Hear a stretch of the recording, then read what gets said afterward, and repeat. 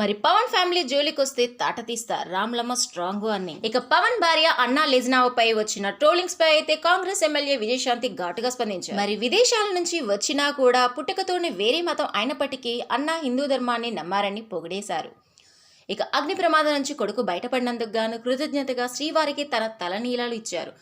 అలాంటి మహిళను ట్రోల్ చేయడం తప్పు అని మండిపడ్డారు. మరి పవన్ ఫ్యామిలీ జోలికొస్తే తాట తీస్తారంటూ మాస్ వార్నింగ్ ఇచ్చారు మన రామ్లమ్మ. దేశం కానీ దేశం నుంచి వచ్చి పుట్టుకతోనే వేరే మతం అయినప్పటికీ హిందూ ధర్మాన్ని విశ్వసించిన మహిళ ఏపీ డిప్యూటీ సీఎం పవన్ గారి సతీమణి అన్నా లెజ్నావ్ గారిపై కొందరు కామెంట్స్ చేస్తూ ట్రోల్ చేయడం అత్యంత అసమంజసం.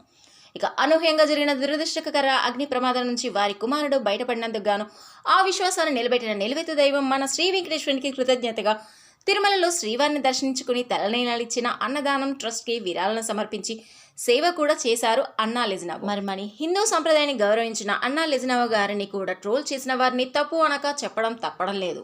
మరి హరహర మహాదేవ్ జాయ్ తెలంగాణ అంటూ తన అభిప్రాయం వెల్లడించారు.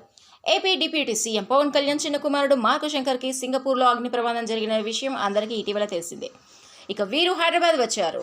అయితే ఈ క్రమంలో కొందరు దుండగులు సోషల్ మీడియాలో డిప్యూటీ సీఎం పవన్ కళ్యాణ్తో పాటు భార్య అన్నా లెజ్నావ్ కుమారుడు మార్కు శంకర్పై కూడా సోషల్ మీడియాలో అనుచిత వ్యాఖ్యలు చేస్తున్నారు. వెంటనే రంగంలో దిగిన పోలీసులు ముగ్గురు యువకులపై కేసు నమోదు చేశారు. అయితే వీరిని గోప్యంగా విచారిస్తున్నట్లయితే తెలుస్తోంది. ఇక కర్నూలు జిల్లా గూడూరులో ముగ్గురు యువకులను పోలీసులు అదుపులోకి తీసుకున్నారు. మరి మన పవన్ కళ్యాణ్ కుటుంబంపై సోషల్ మీడియాలో అనుచిత వ్యాఖ్యలు చేసినందుకు గుంటూరు సైబర్ క్రైమ్ పోలీసులు కేసు నమోదు చేశారు. పుష్పరాజ్, ఉదయ్ కిరణ్, ఫయాజ్ గా గుర్తించారు. అయితే వీళ్ళు అల్లు అర్జున్ అభిమానులుగా అయితే తెలుస్తుంది. ఫైనల్లీ పవన్ భార్యపై వస్తున్న ట్రోల్స్ పై అయితే సపోర్ట్ గా మన లేడీ సూపర్ స్టార్ రాములమ్మ, అదే అండి విజయశాంతి గారు చాలా సపోర్ట్ గా నిలుస్తున్నారు.